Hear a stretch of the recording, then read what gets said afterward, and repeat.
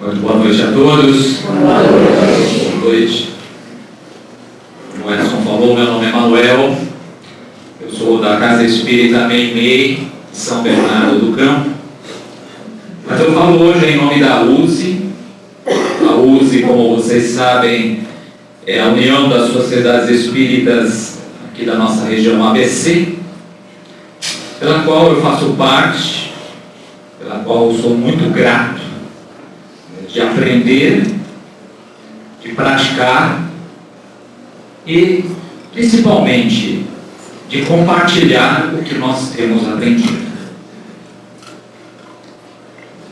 Antes de mais nada, quero pedir as bênçãos de Deus Pai Todo-Poderoso.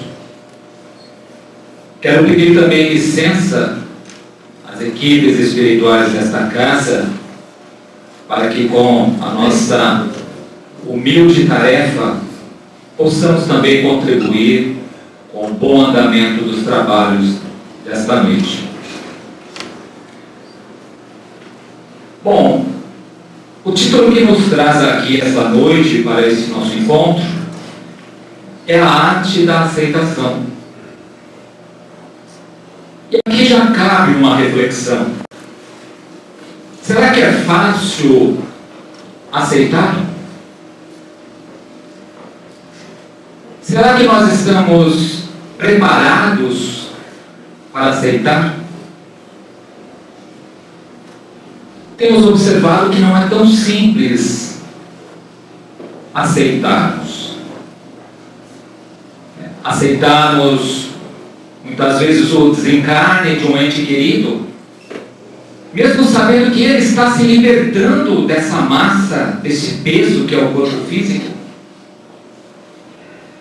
De aceitarmos uma doença grave que nos acomete o corpo. Muitas vezes temos dificuldade em aceitar estas situações. Uma enfermidade, uma deficiência. E por que será que isso acontece? E nós, em nossas reflexões, chegamos que nos falta compreensão, nos falta aquele detalhe que a doutrina espírita nos mostra. E é por isso que eu quero ser fiel ao meu método e dar voz às ideias e o pensamento de Allan Kardec, a essa doutrina consoladora que nos dá esperança. Então, quando nós conhecemos a doutrina espírita, concluímos que é através dela, através da voz, do pensamento, das ideias de Allan Kardec, que teremos mais compreensão sobre a nossa essência, sobre a nossa vida material e a nossa vida espiritual. Então nós nos dedicamos a estudar Allan Kardec, essa doutrina. E aqui nós queremos fazer um pequeno recorte, e expor essa situação do que Kardec nos traz através das suas obras. Vamos analisar também dois conceitos importantes que a doutrina espírita nos coloca. Como vocês sabem, o Livro dos Espíritos, ele foi dividido em 4 partes. A primeira parte, das causas primeiras, ou das causas primárias, que Kardec fez um complemento dessa parte, do livro A Gênese. Então Kardec, nessa primeira parte, ele vai falar sobre Deus, sobre a criação, sobre os princípios vital, sobre o fluido vital, sobre os elementos fundamentais do universo, espírito e matéria. Já na segunda parte, Kardec vai falar sobre o mundo dos espíritos. E aí é a maior parte que ele aborda. Porque ele vai fazer um detalhamento completo da situação dos espíritos. Nós analisamos 6 situações onde nós podemos encontrar os espíritos. Vivendo no mundo espiritual e voltando para o mundo corporal. Do mundo corporal para o mundo espiritual. Vivendo no mundo espiritual. Vivendo no mundo corporal. Vivendo no mundo corporal e interagindo com o mundo espiritual. E vivendo no mundo espiritual e interagindo no mundo corporal. Então nós temos aí situações de reencarnação, desencarnação, o espírito na erraticidade, o espírito participando no mundo espiritual através dos sonhos, através da mediunidade, as interações que existem do espírito no mundo espiritual, comprometendo os seres no mundo corporal. Então Kardec faz um apanhado geral disso. E o que ele pretendia com essas duas primeiras partes? Estudar os espíritos e as suas relações com o mundo corporal. Já na terceira parte, Kardec vai falar sobre as leis morais, as 10 leis morais. E o livro que complementa é o livro que acabou de ler, o Evangelho segundo o Espiritismo, onde Kardec faz todo o detalhamento dos exemplos de Jesus, das parábolas, desses ensinamentos, das mensagens recebidas. E, na quarta parte, Kardec vai abordar das esperanças e consolações, que o livro correspondente é O Céu e o Inferno. Vai falar sobre a nossa vida futura. Que essa nossa vida futura, ela está em razão daquilo que nós somos na vida presente. Então, a felicidade ou a infelicidade do espírito está na razão do seu progresso moral. Na vida, tanto na vida espiritual como na vida corporal. E Kardec vai estudar nessa terceira e quarta parte, ele vai estudar essas relações morais, as consequências morais dos espíritos com o mundo corporal. Então aí nós já temos uma parte do que é o espiritismo. Os espíritos vivendo no mundo espiritual, se relacionando, vivendo no mundo corporal, se relacionando, participando das questões morais. Então aí nós temos os 5 livros básicos da doutrina espírita, os livros fundamentais. Mas Kardec também escreveu um pequeno livro chamado O que é o Espiritismo. É um livro para quem quer começar a entender de uma maneira geral o que é essa doutrina, fazendo um diálogo com um padre, com um cético, com um crítico. Depois ele faz algumas perguntas respondendo de uma maneira geral. Ele faz a definição, resumidamente também, do que é o Espiritismo, que é uma ciência que busca a natureza, a origem e o destino dos espíritos, bem como as suas relações com o mundo corporal. Então Kardec, nesses livros, ele vai fazer toda essa parte de mostrar para nós o que nós somos. Porque para você aceitar, ou para você não aceitar aquilo, você precisa conhecer.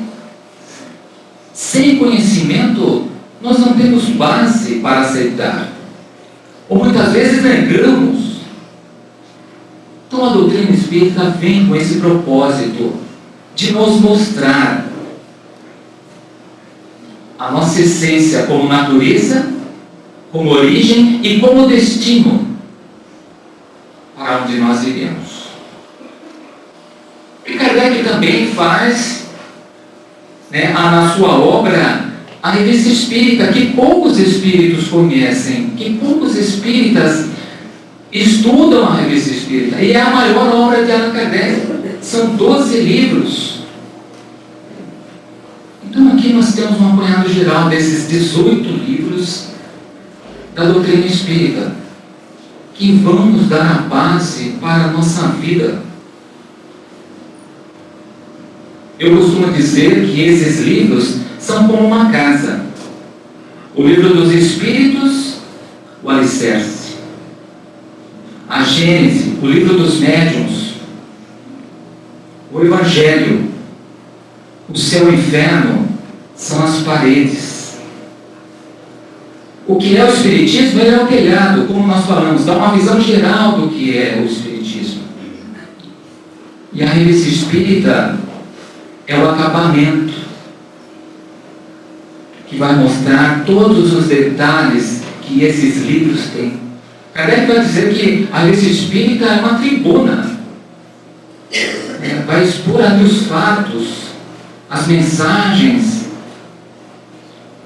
Então são livros que nos dão base para que nós possamos aceitar a nossa essência como espíritos que somos.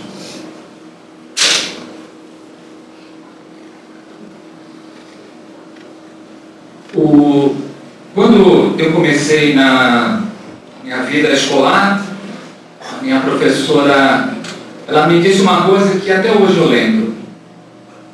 Mabel querido,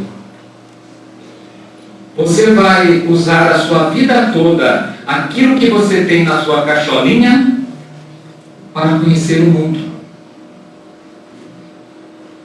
Mas Kardec vai dizer, Manuel querido, você vai passar a sua vida toda usando o mundo para conhecer o que você tem aqui dentro. E é o que acontece conosco. Para conhecer a nossa essência, nós precisamos conhecer aquilo que tem no mundo. E é por isso que nós pegamos 2 conceitos da doutrina espírita para que a gente possa ter uma base em que situação nós nos encontramos no processo evolutivo. O primeiro deles, Kardec vai expor na questão de número 100 do Livro dos Espíritos. Vai nos falar sobre a revista, a escala espírita. E Kardec divide os espíritos em 3 grandes categorias: espíritos de primeira ordem, espíritos de segunda ordem e espíritos de terceira ordem. Os espíritos de terceira ordem são os espíritos imperfeitos. São espíritos que a predominância da matéria sobre o espírito. Esses espíritos têm propensão para o mal. Achei muito interessante quando nós analisamos propensão para o mal. Não está escrito que esses espíritos são maus, mas são propensos à oportunidade. São espíritos ainda ignorantes, no sentido de falta de conhecimento. São espíritos que trazem orgulho e egoísmo. E como vocês sabem, essas 2 imperfeições, esses vícios, essas paixões, orgulho e egoísmo, são radicais, ou seja, eles estão na raiz de toda a imperfeição. E o Cristo muitas vezes citou no Evangelho para nós combatermos esses 2 vícios. E esses espíritos, eles têm uma intuição do que é Deus. Não tem uma completa visão do que é Deus. E tem uma baixa compreensão. Já os espíritos de segunda ordem são os espíritos bons. São espíritos que já têm o desejo do bem. São espíritos que já conquistaram a sabedoria, a ciência, as artes. Geralmente, esses espíritos, eles são nossos anjos guardiões, né? Nossos mentores, nossos anjos da guarda. E os espíritos de primeira ordem, que são os espíritos puros, os espíritos perfeitos, que nós tivemos a grande felicidade de receber um espírito desse na Terra. Jesus. Jesus veio com essa missão de nos fazer enxergar a luz, de nos fazer enxergar que nós também um dia seremos espíritos puros e perfeitos. E por que nós abordamos esse conceito da doutrina espírita falando sobre a escala espírita? É para que a gente possa entender e nos colocarmos nela. Por que muitas vezes ainda temos dificuldades em aceitar as situações de nossas vidas?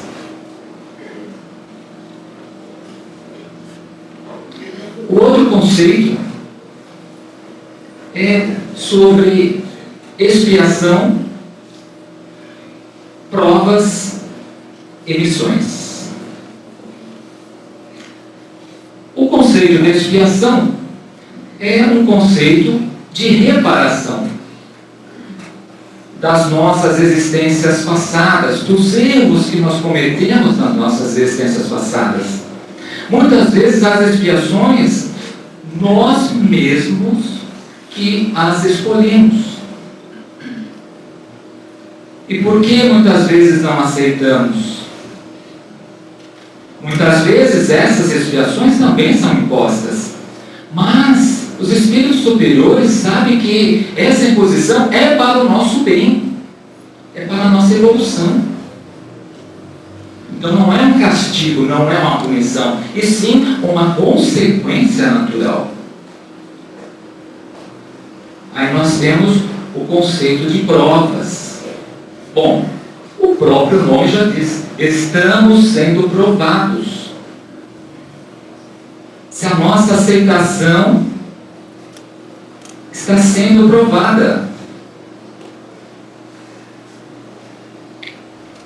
E percebam que toda expiação é uma prova, mas nem toda prova sempre é uma expiação.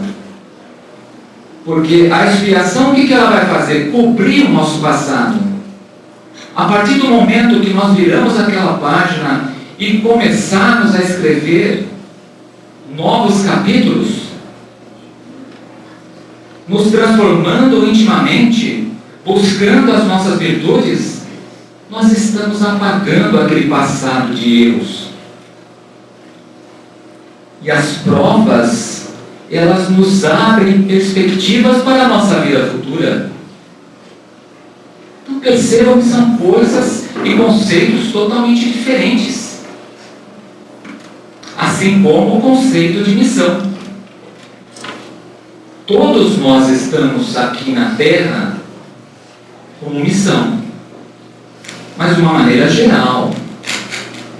Nós pais, nós famílias, nós casa espírita, cada um de nós aqui temos uma missão. Mas esse conceito de missão que Kardec nos fala é sobre o conceito estrito. Jesus veio para a Terra, como nós falamos, em missão de corrigir o rumo da humanidade. Assim como Chico Xavier, um espírito iluminado, veio com a sua missão. Assim como Bezerra de Menezes e tantos outros que nós conhecemos.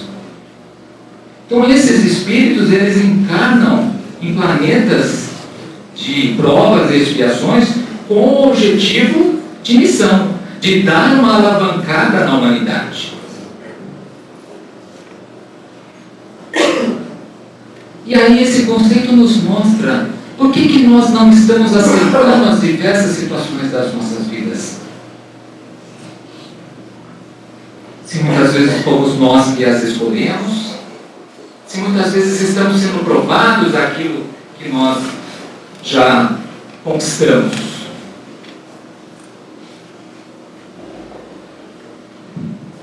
E o espírito Lázaro, uma mensagem admirável do Evangelho segundo o Espiritismo, no capítulo 9, no item 8, Lázaro vai nos dar conceitos de obediência e resignação. E uma frase que deixa muito bem marcado isso, que a obediência é o consentimento da razão. Porque quando nós não somos obedientes àquela voz ou àquela intuição, o que nos acontece? Caímos em erro.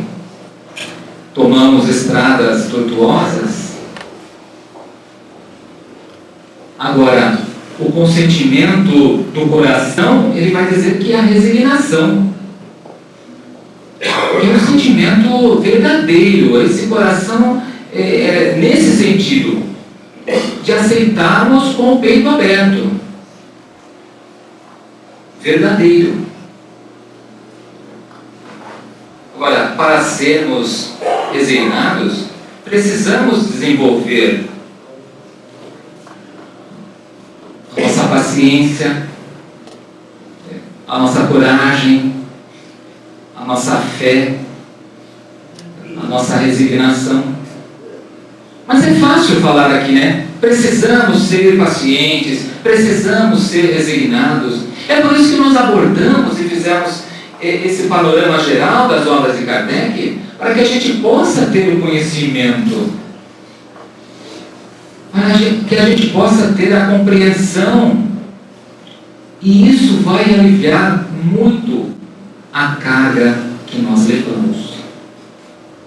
Porque quando você compreende, você entende, você aceita. Quando não aceitamos, o espírito, ele vai se tornando amargo, rancoroso, triste, né? Muitas vezes entra numa depressão profunda. Nós sabemos que esses sentimentos negativos só impossibilitam o nosso progresso, só atrasa a nossa evolução. Então essa resignação proposta por Lázaro é a maior prova que nós podemos dar a Deus que nós somos capazes de superar tudo, as nossas aflições, as nossas dores físicas ou morais. Porque nós sabemos que em nossas vidas nada acontece por acaso. Tudo tem uma razão para acontecer. E percebam bem que é naquele local onde mais dói, é onde nós mais precisamos de remédio. Claro, a ferida está aberta, né? Estamos sofrendo, então é ali que nós precisamos de mais remédio. É no sofrimento, nas aflições, são nessas questões que nós precisamos mais ser corrigidos. Porque naquilo que nós já aprendemos, naquilo que nós já estamos bem, muito obrigado. Mas precisamos ainda progredir. E quando assim nós aplicamos ou não aplicamos a resignação ou a obediência, o que acontece? Nós estamos desperdiçando a oportunidade de crescer, de evoluir. Mas não escaparemos disso. Haverá um momento em que nós seremos tocados e teremos que passar por isso. E por que não nessa encarnação? Então essas virtudes como obediência e resignação, elas nos elevam a alma. É como se fosse um impulso transformador. E o que acontece com isso? Amplia a nossa capacidade de amar a Deus, de amar você e de amar o seu próximo. Amplia a nossa capacidade de seguir os caminhos traçados pelo Mestre Jesus. Amplia a nossa capacidade de difundir a nossa fé, a nossa coragem para todos aqueles que nos cercam. E quando nós agimos com obediência e resignação, as outras virtudes também vão se desenvolvendo, como é o caso da humildade. Percebam vocês que as virtudes, elas estão todas interligadas. Eu não vou só desenvolver uma delas. A partir do momento que nós começamos a desenvolver as nossas virtudes, todas elas começam também a se desenvolver. Como nós falamos, obediência e resignação nos levam à humildade. A humildade nos leva à paciência, à compaixão, à aceitação. Então, aceitar essa nossa realidade é um benefício para nós mesmos, para as nossas vidas, porque nos traz a paz espiritual, a lucidez mental. E isso faz a gente observar, perceber que nós estamos progredindo. É um ato de força interior, desenvolvendo sabedoria, humildade. E percebam que muitas vezes as coisas não estão sob o nosso controle. Nós não conseguimos mudar as pessoas. A única pessoa que nós conseguimos mudar somos nós mesmos. Através dos nossos atos, através das nossas ações. Então, aceitar é expandir essa consciência e encontrar respostas, soluções, alívios. É o que vai nos levar à verdadeira fé em Deus. Porque no instante em que a gente aceita, a gente se entrega para tudo que a vida tem para nos oferecer.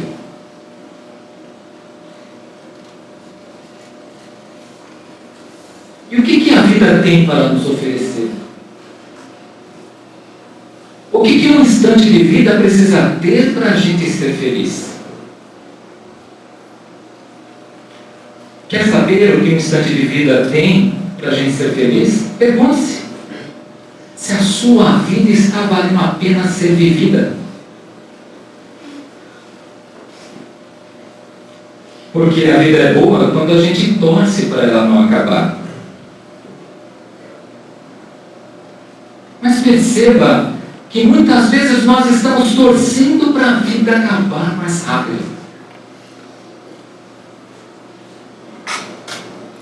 Começamos o dia já pensando no final do dia. Começamos a segunda pensando no sábado e domingo. Começamos o mês pensando no final do mês. Começamos janeiro pensando nas férias de dezembro. Será que a gente não percebe que nós estamos torcendo para a vida acabar mais rápido? A felicidade é o contrário disso. A felicidade é quando a gente gostaria que o tempo não passasse. Porque a vida não acaba nunca. Somos eternos. Eu costumo dizer que as pessoas tristes, elas comemoram as tristezas. Porque elas têm medo de viver. E vivem torcendo para que a vida acabe rápido. E para essas pessoas, a vida acaba rápido. Mas para as pessoas felizes, estas se esforçam, lutam, buscam coragem, fé, esperança, resistem heroicamente à finitude de cada instante.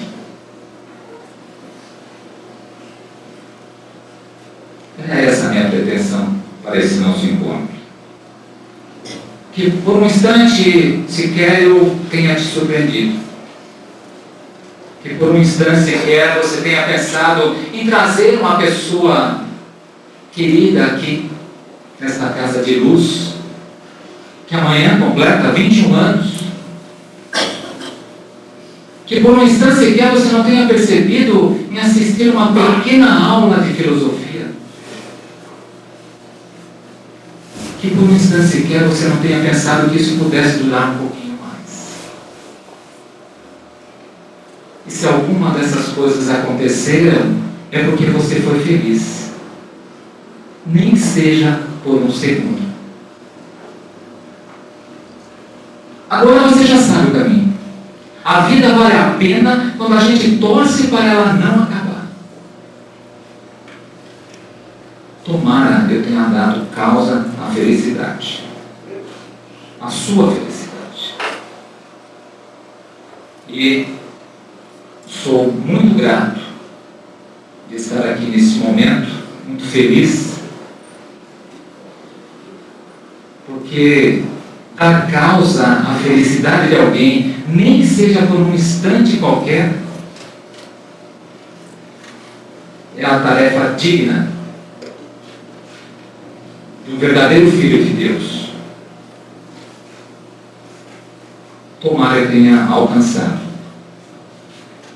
Muito obrigado pela oportunidade. Que o Senhor Deus nos abençoe. Que assim seja. Graças a Deus.